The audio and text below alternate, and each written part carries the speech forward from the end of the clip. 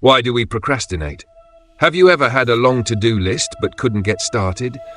You automatically say, "I'll just scroll on my phone for 5 minutes," but then an hour has passed. Procrastination isn't about laziness, it's about not reacting to stress and uncertainty.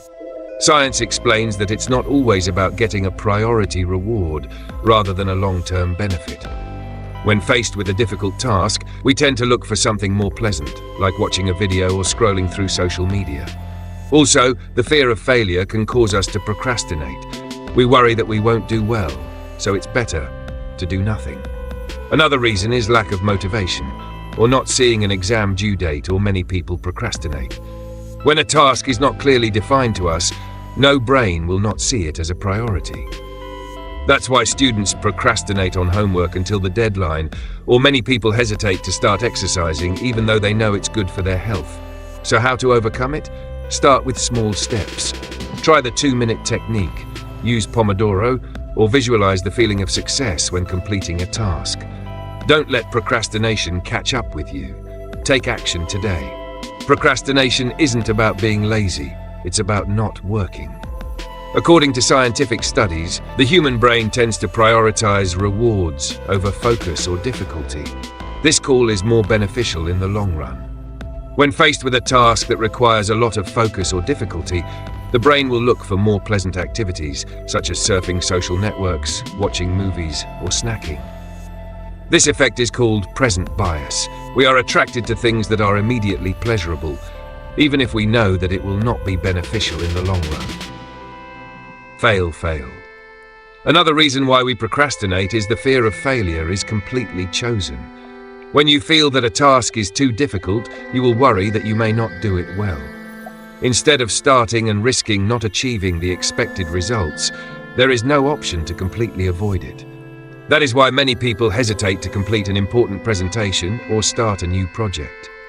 In addition, the lack of internal strength to find the true meaning of a task, because they do not receive the value of it, may not be able to maintain the long-term benefits of exercise, is also an important factor leading to procrastination. If you do not understand the true meaning of a task, you will not feel motivated to do it.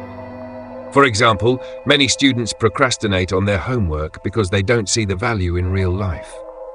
Similarly, many people want to exercise but don't stick with it because they can't feel the immediate benefits of exercise. So how can you overcome procrastination? If you find yourself procrastinating, try some of the following methods. 1.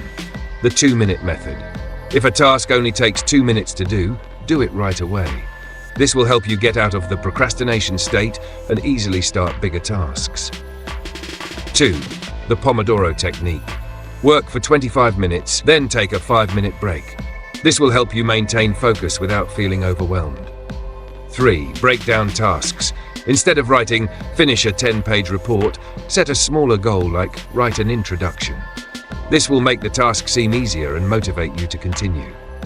4. Motivate with ideas. Think about the feeling of accomplishment. The feeling of checking a task off your list will give you more motivation to continue. Procrastination is not insurmountable. By understanding how your brain works and applying the right strategies, you can control it. Start today. How to overcome procrastination. Procrastination is not simply laziness. It is the brain's way of responding to stress, uncertainty, and fear of failure. However, if you understand the causes and apply the right methods, you can completely control and overcome procrastination. Below are effective strategies that help you take action immediately instead of continuing to procrastinate. 1. The 2-minute rule. Start immediately. If a task only takes under 2 minutes to do right away, this habit helps you get out of the procrastination state and motivates you to get more done. For example, because you think you have to clean the whole room, you can start by folding a shirt. Once you are active, you will tend to continue the work. Part 2. The Pomodoro Technique. Work in short cycles. The human brain tends to concentrate best for about 25 minutes. The Pomodoro Technique works on this principle. Work for 25 minutes. Short 5-minute break. After 4 work sessions, take a longer break of 15 to 30 minutes.